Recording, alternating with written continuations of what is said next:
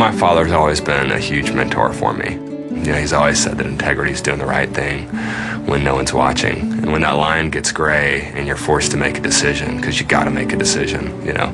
I always say making a bad decision is worse than making no decision. Clayton Christopher is changing the world one sip at a time. His small Texas-based tea operation has become one of the fastest-growing organic beverage companies in the country. Now an industry leader, Sweet Leaf Tea has raised the bar on the organic beverage business with fresher ingredients and better taste.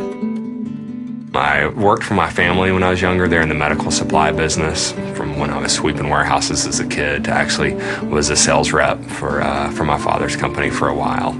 But just wasn't a lot of passion there, so I decided I wanted to jump ship and start my own business. I kind of knew I was always going to start my own business. My girlfriend's family at the time, they knew a guy in Alabama that had a company called Milo's Tea, so I got an introduction to this guy. It sounded like a very fascinating business, totally off the wall. I mean, who's making bottled iced tea? By the end of the conversation, I knew that that's what I wanted to do. So took my $10,000 that I had left over in savings and moved back to Beaumont and started researching teas from all over the world. I started manufacturing, a distribution, and a sales and marketing company with $10,000. When that's all the money you have to start with, and you have to live off of it too, you end up being really resourceful. So I couldn't buy, you know, automated fillers and cappers. My first filling machine was 2 garden hoses that I bought at Home Depot, and I brewed the tea in pillowcases that I could go buy at Walmart. Then I started having them handmade for me to find a better fabric so the tea could flow through there. My first capper was a Black & Decker drill. Up until probably the past couple of years, been so driven by fear of failure, more so than a desire to succeed. I'm kind of always looking at what's chomping at my heels, what could potentially put us out of business that I never really thought, you know, wow, we've made it. I'm always afraid that if I feel like we've made it, then you know, our heads are going to get knocked off because it's an extremely competitive industry. It's good to be proud, but it's good to be humble and keep your nose to the grinder. We get told no a lot, especially in the beginning. There's a lot of people that turn you down and you know, a lot of swing and misses, but you got to keep swinging. We create our own opportunities.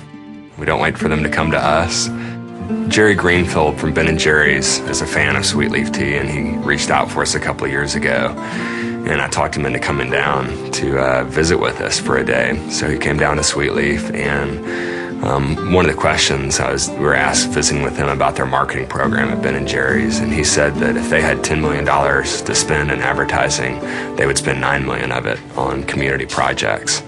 So that really resonated with me because, you know, I've been involved with Big Brothers Big Sisters for about 4 years. I'm a big personally and believe in that organization, but I felt like I was wanting to get our company involved, and so it really becomes a win-win for everyone. The more tea we sell, the more we can help the communities, and it's a great way to weave our brand into the fabric of the communities and the target markets that we're in. And it's great. Our employees love being part of something that's much bigger than just selling products.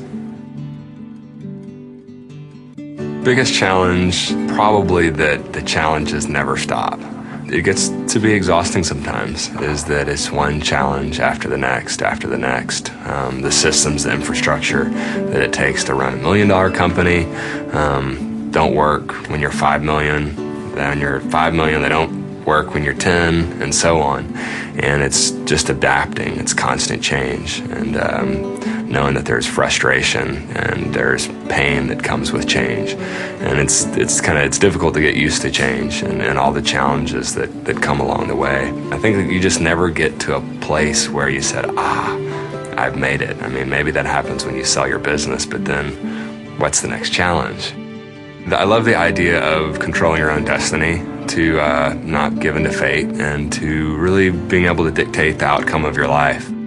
I've always believed that really anything is possible if you put your mind to it. And Sweet Leaf is really kind of an embodiment of that. My favorite value of all of our values that's on our board here in our office is that the journey is as important as the destination.